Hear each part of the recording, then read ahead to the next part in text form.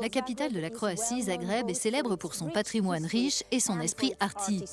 Nous allons explorer ces deux facettes, de ces sites incontournables à ces curiosités hors des sentiers battus.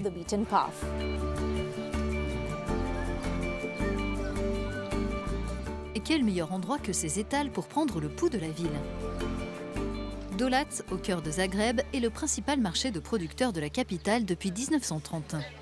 Ce marché se situe entre Kaptol, qui est derrière nous, la ville haute, et la ville basse. Donc les gens de tous ces quartiers viennent ici pour vendre, acheter et se rencontrer. Alida Mesic est passionnée de cuisine et a travaillé comme guide touristique pendant des années. Elle veut s'assurer que nous trouvions bien ici les produits essentiels pour bien démarrer notre journée. Ici, on trouve l'un des ingrédients les plus typiques, en particulier pour le petit déjeuner. En fait, il s'agit de fromage frais que l'on mélange avec de la crème aigre. On ajoute du sel, des épices comme de la ciboulette, de l'ail, et cela donne un petit déjeuner très sain, savoureux et typique.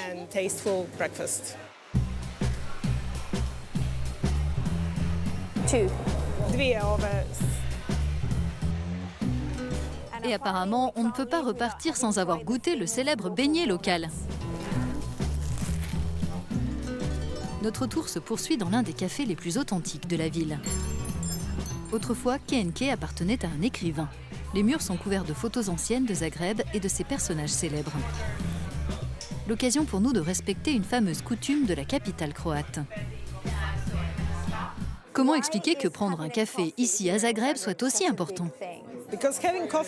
Prendre un café ici, cela veut dire rencontrer ses amis, passer un moment agréable. Ce n'est pas comme en Italie où l'on boit son café en 1 minute. Ici, il faut prendre son temps, respirer profondément et profiter.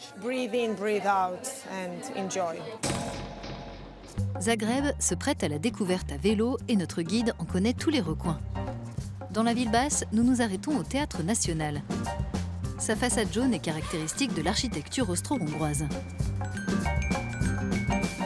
En montant vers la partie médiévale de Zagreb, nous passons devant la cathédrale de style gothique et l'église Saint-Marc. Nous arrivons à la tour juste à temps pour le coup de canon tiré à midi pile. L'art de vivre local incite de nombreux étrangers à s'installer sur place. C'est ce qu'a fait Francisco Rendic, originaire du Chili. Nous le rencontrons dans un lieu qu'il apprécie, le parc Srinjevac, dans la ville basse. J'ai l'impression de remonter dans le temps et je peux m'imaginer comment était la vie ici au début du XXe siècle ou à la fin du XIXe quand le train L'Orient Express passait par cette ville. Donc c'est cette atmosphère romantique que je ressens. On dit que Zagreb est la capitale européenne qui compte le plus grand nombre de musées au mètre carré. Mais la ville elle-même est un musée à ciel ouvert avec ses fresques murales colorées et spectaculaires. Chercher les fresques dans la ville, c'est comme une chasse au trésor puisqu'elles sont disséminées un peu partout. Ce qu'il vous faut, ce sont des chaussures solides et une bonne dose de curiosité. Le street art de Zagreb est en constante évolution. De nouvelles œuvres apparaissent pendant que d'autres s'effacent. L'un des lieux les plus emblématiques de cet art, c'est Medica.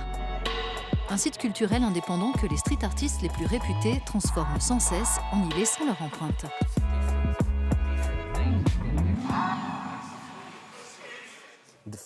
La première génération a démarré dans les années 80. Ensuite, elle a pris 2 chemins différents et je parle au niveau mondial. Il y a eu d'un côté le street art et de l'autre l'art du graffiti. C'est aussi ce qui s'est passé ici à Zagreb, mais pas de manière aussi radicale.